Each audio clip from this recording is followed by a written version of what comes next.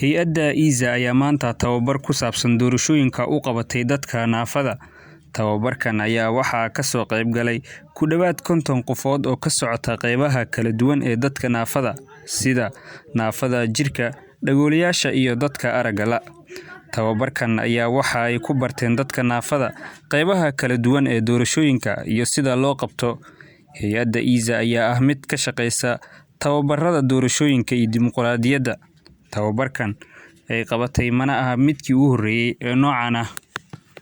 waxay kaloo dhawaaqday in lagu haweenka inay si buuxda ugu noolaadaan xuquuqul insaanka iyo xorriyadkooda asalka ah. Dumarka naafadana waa inay helaan ragga ay ka helaan boqolkiiba 7.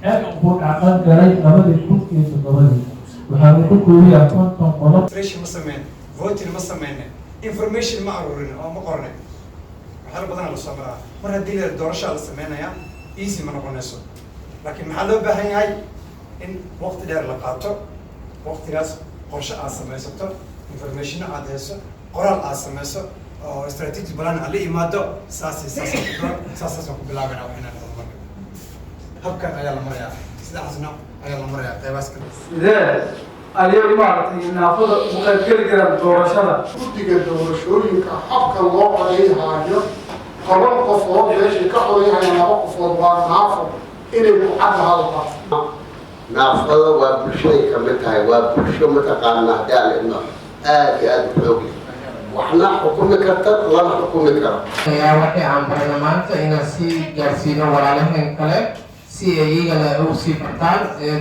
wax walba ay guul iyo noqoto tababarkeena maanta successful noqdo waana mahad celinayaa IZA